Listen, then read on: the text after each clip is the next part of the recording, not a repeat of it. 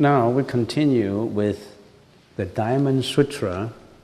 We've been talking on the Diamond Sutra for quite a while, and now we have come to section 18, which is page 20.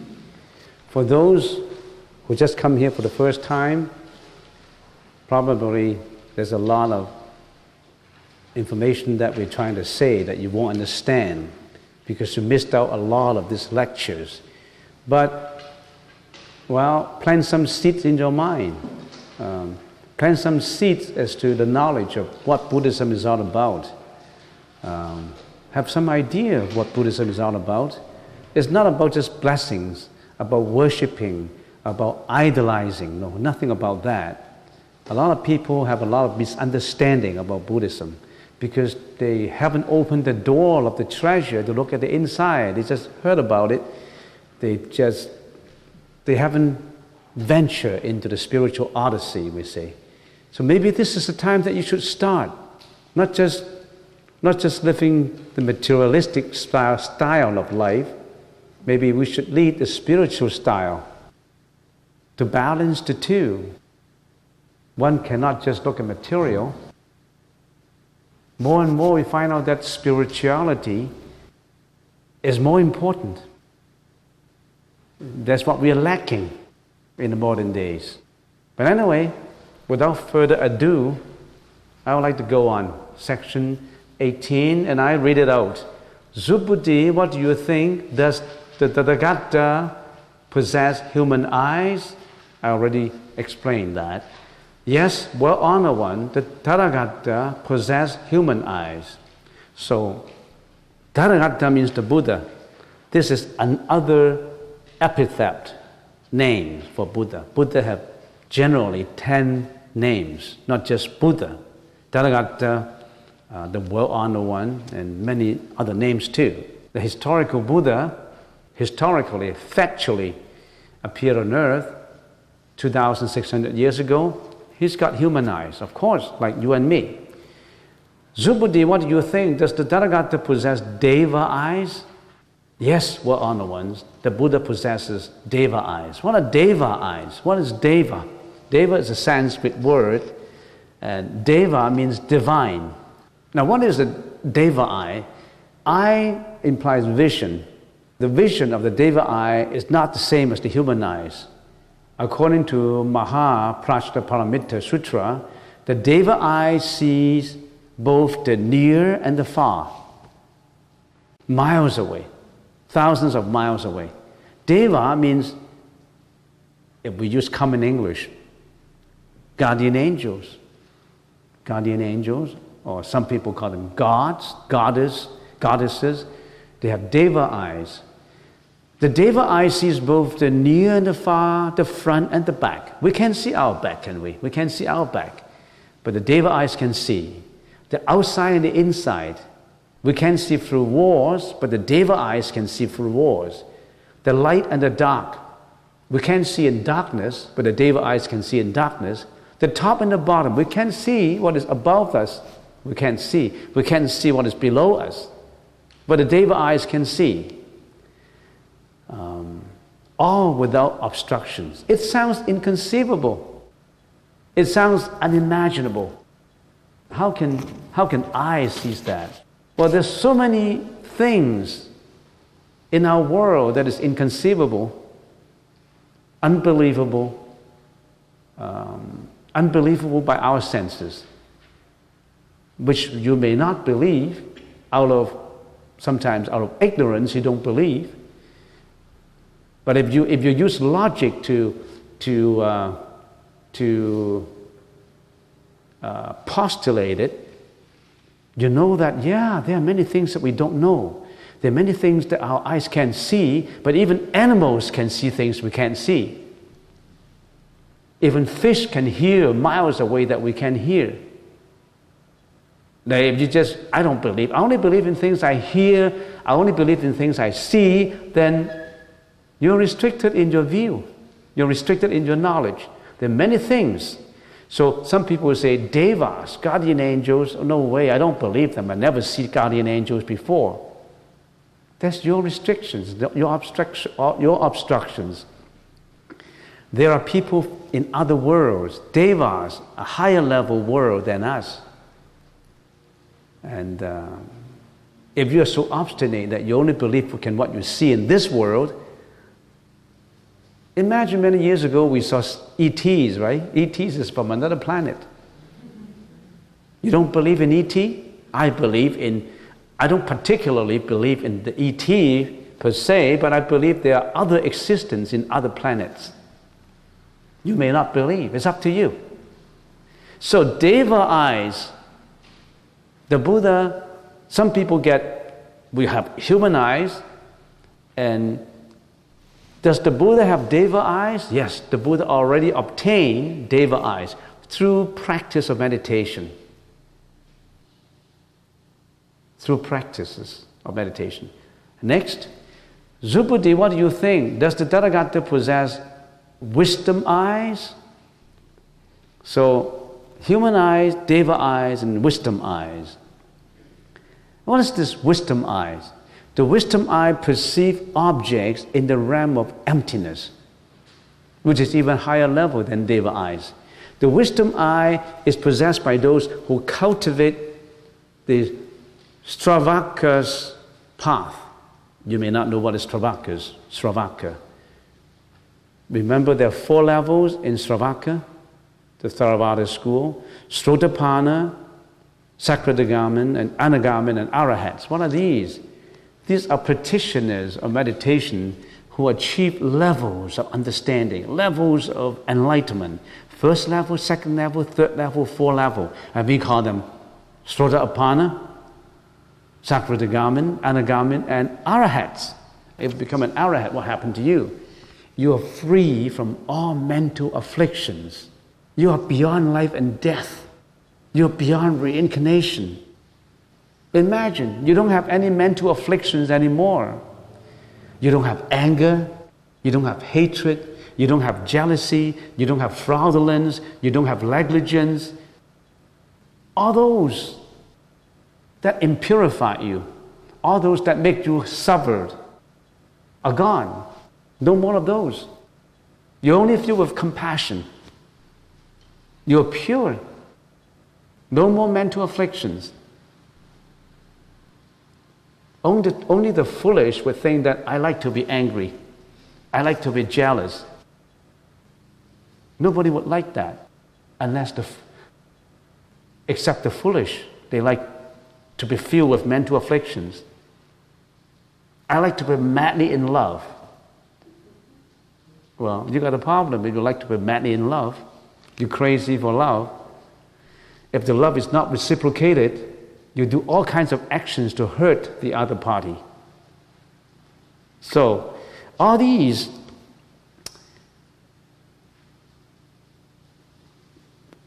the practitioners of the Sravaka, the 4 levels I mentioned, they have the wisdom eye. They already obtained the wisdom eye. The Arahat possesses the complete wisdom eye, but the wisdom eye is also possessed by bodhisattvas and others who see emptiness. What do you mean by seeing emptiness? Oh, when I see emptiness, when I recognize emptiness, when I realize emptiness, what happened to my understanding? What is emptiness? Mean empty, nothing? This room is empty and that's emptiness? That is a common English meaning. The philosophical, deeper, much deeper meaning is not just seeing the emptiness of it. Remember when we chant the Heart Sutra? What does it say? If you see everything as is what the Heart Sutra says, and really perceive it in depth and really understand it, then you see emptiness. What is this? What's the meaning of seeing the emptiness, the real essence of things, the real nature of things, seeing through the nature of things, like a diamond drill cutting through the diamond. What does it mean by seeing emptiness? It takes a lot of time to explain it, but maybe I utter a few sentences for you to think about. When you see emptiness, then you will know the following. Form is no different than emptiness, and emptiness is no different from form. Emptiness is form, form is emptiness. The same is true with perception, conception, volition, and consciousness. And then the emptiness of all things is neither created nor does it perish, neither impure nor pure, neither increasing or decreasing. Therefore, in emptiness, there is no form, nor perception, nor conception, nor volition, nor consciousness. No eye, ear, nose, tongue, body or mind, no form, sound, smell, taste, touch, or object of mind. Does that sound like magic to you? You've got to think about it. How come no eye, no ear, no taste, no touch, nothing? Do they just say, I don't have an eye, I don't have a nose, I don't have an ear? It's more than that. Try to venture into it. Try to know more about it. It takes many, many lectures to explain emptiness, but I'll stop at that. Otherwise, I can't carry on. Okay, so the wisdom eye see the emptiness of things. And let's carry on. Zupadi, what do you think? Thus, the Tathagata possessed Dharma eyes? Yes, we're on the one. The Buddha possesses Dharma eyes. So it's a higher level now. The physical eye, the Deva eye, the wisdom eye, now is the Dharma eyes. What is this Dharma eye?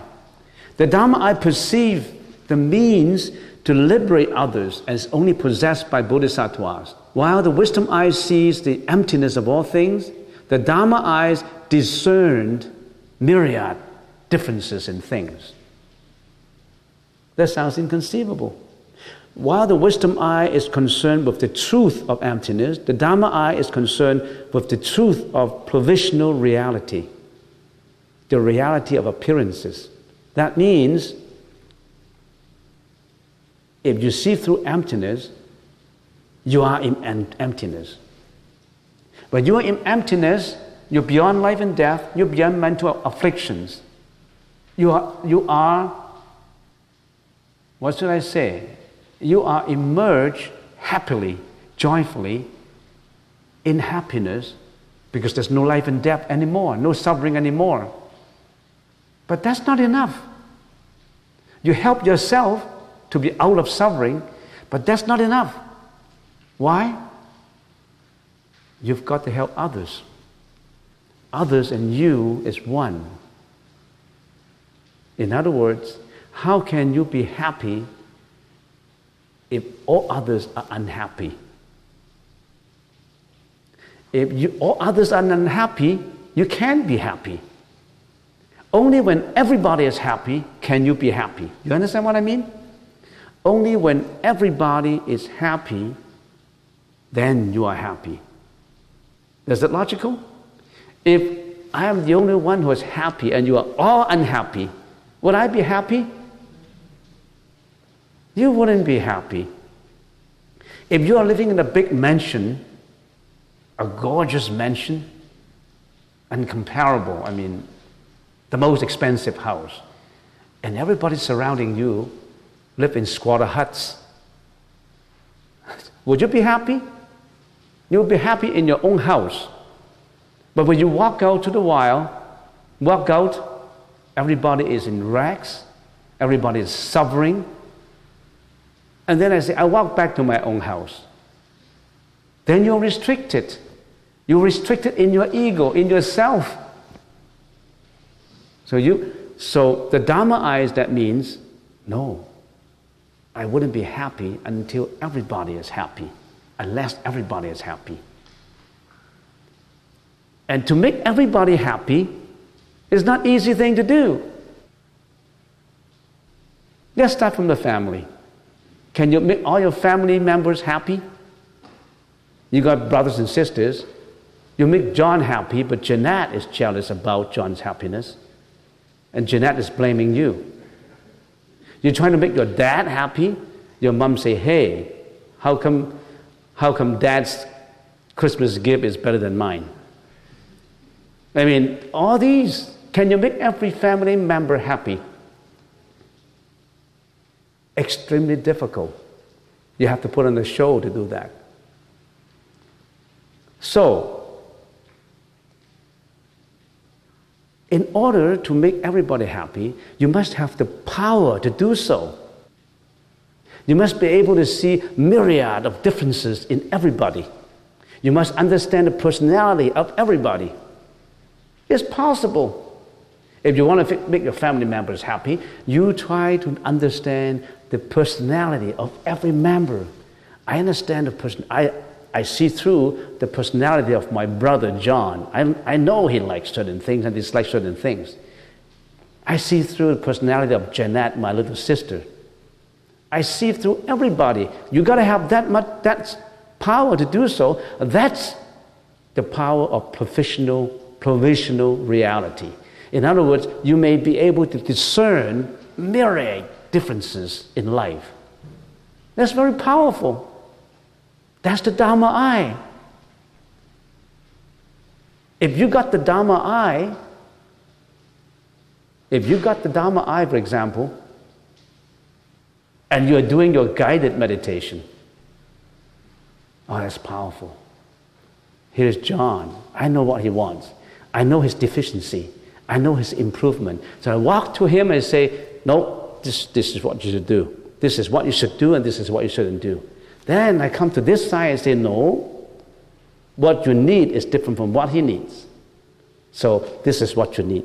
I will be able to discern what you need, your relevant needs, and I satisfy your relevant needs. I don't apply one principle to everybody. And reality is provisional. What do I mean by reality is provisional? Reality, if defined in world reality, is not real.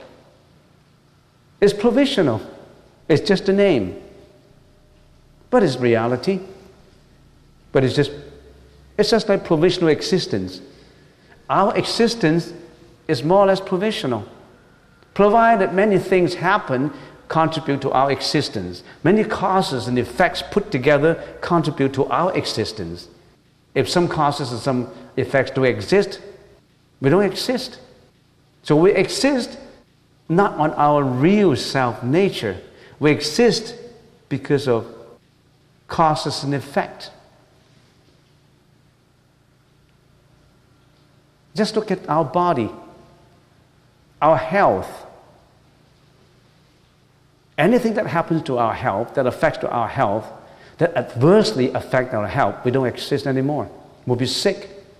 And if it's serious, we're going to be very sick, and it is absolutely impossible, then we died. So even our body, our minute little world, our own body, is provisional. It's impermanent. It's causality.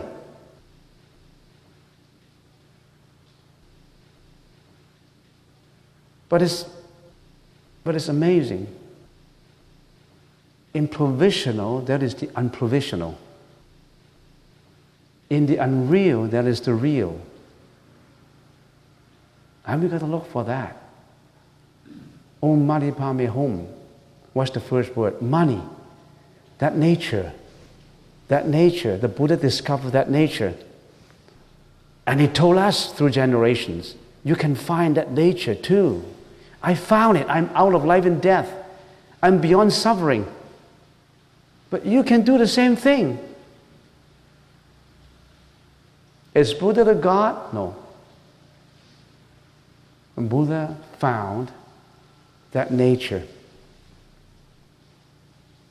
That nature that would drive you beyond suffering, beyond life and death.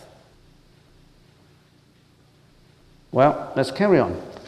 Subhuti, what do you think? Does the Tathagata possess Buddha eyes? Yes, well, on the one, the Tathagata, the Buddha possesses Buddha eyes. Now, what is the Buddha eye?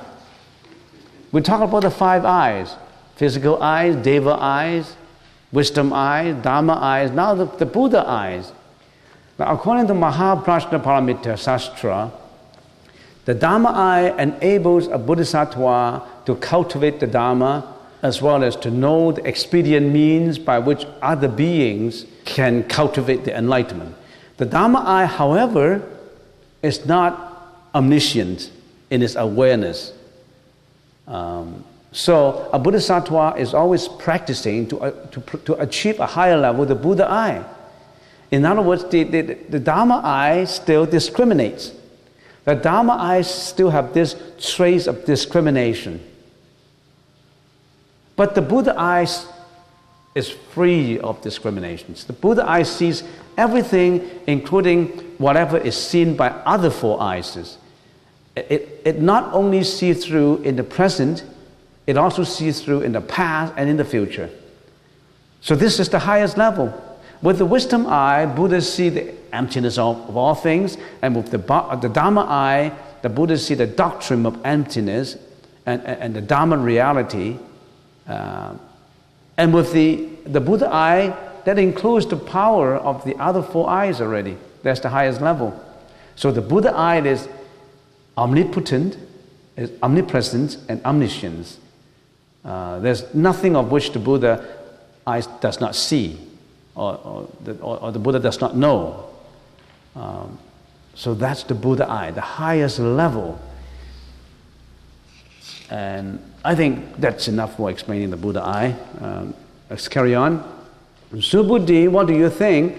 Does the Tathagata say that the sand grains in the Ganges are sand grains? So the Buddha turned his attention to something practical. Give an example. In the river Ganges, there's a lot of sand. And he said, yes, well, on the one, the Tathagata says there are sand grains in the river. Subhuddhi, what do you think? If there were as many Ganges rivers as sand grains in the Ganges, and if there was as many Buddha rams as sand grains of all those Ganges rivers, would there be many world systems? Is there only one Buddha? No, there's many, many Buddhas. All those sentient beings who become enlightened are the Buddhas.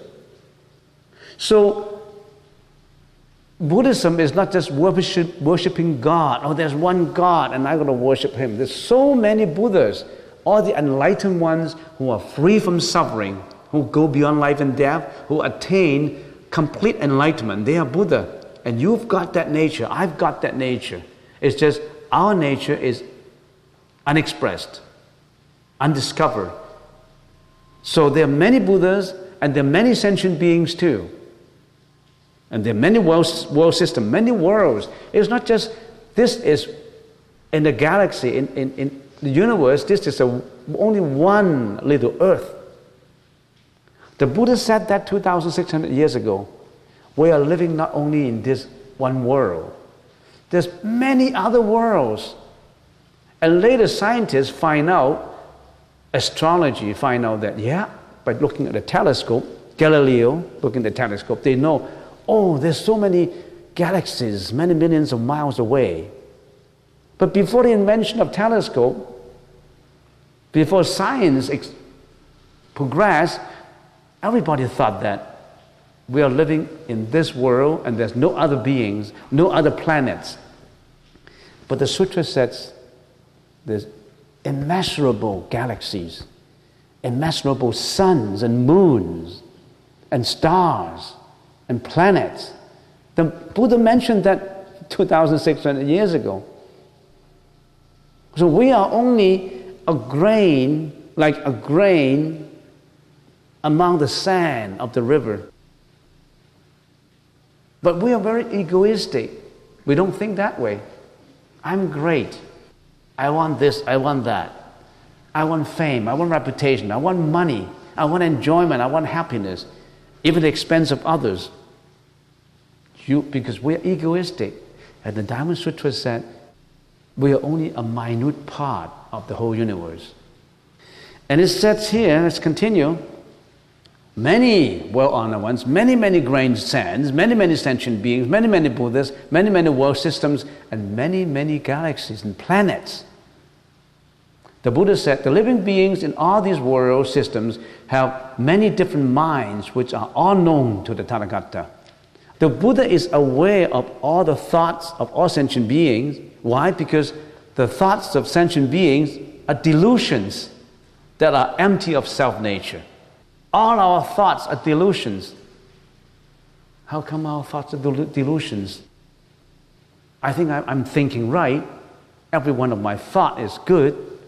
These are not delusions. Well, you come to analyze it psychologically, psychoanalysis, and analyze your thought. When you analyze your thought, I'm not going into details of psychoanalysis of thought, but when you analyze every thought, you find out that it's empty. It arises out from where? From the ego. That pulls us down.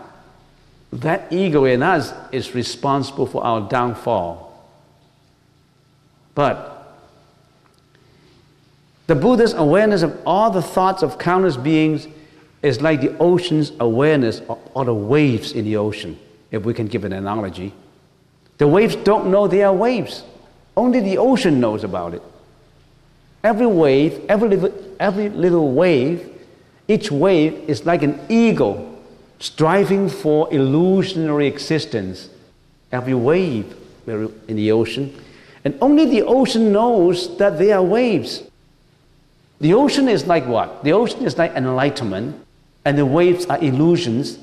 Enlightenment and illusions are what? Are one and the same. A wave is not different from the ocean, and the ocean is no different from the wave.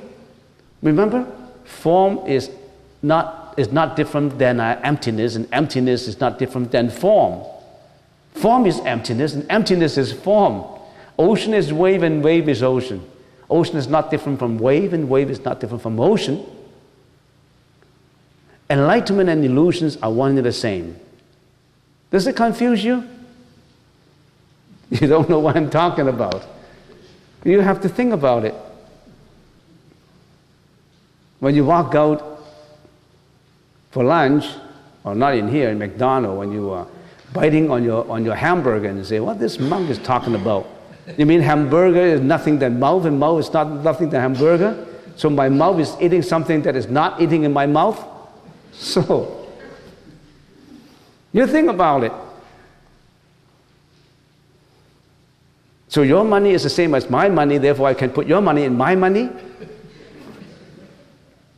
You think about it. Now, when sentient beings are afflicted with mental illusions, they are called sentient beings. When sentient beings attain complete enlightenment, they are called Buddhas. Nothing about God. Nothing about this one-way worshipping. Nothing about this servant and master relationship. Nothing about inequality of status. You're always God and I'm always the follower. You are the same as Buddha, not different, because ocean and waves are the same. They're different in form, same in nature. So if I can use God, I can say, I am God. I have that God in me. You have that God in you. And that God is equal. No different. Using the analogy of ocean and waves, again, I like to use this example. This is a vivid and lively example. Waves are like sentient beings who are born from diluted thoughts. This is something that you have to think about. How come I'm born from diluted thoughts? How are you born? Just for the sake of interest. I shouldn't venture too much into it. How are you born? You were born from an idea. You were born from a thought. And that's not, don't trace it too far in the past. You were born because of that one thought of what? Of your mom and dad. You know what I mean? And that thought is diluted. If that thought doesn't come out, you are not here today. That's enough. You think about it. Diluted thoughts themselves do not recognize their own diluted thoughts. Just like a knife cannot cut itself. Can a knife cut itself? Deluded thoughts are deluded thoughts. They do not recognize their own deluded thoughts. Just like when I'm mad with anger, I do not realize the delusion of anger because I'm all mad. I'm all overwhelmed by madness. I don't see my thought as deluded. I don't see my anger as not right. And because of this anger, I carry out violent action. And then I fall into the web of karma. I've done something wrong. In this world, I've got to be responsible for expression of my anger into violence that results in hurting somebody. I'll get punished by law right now, right here.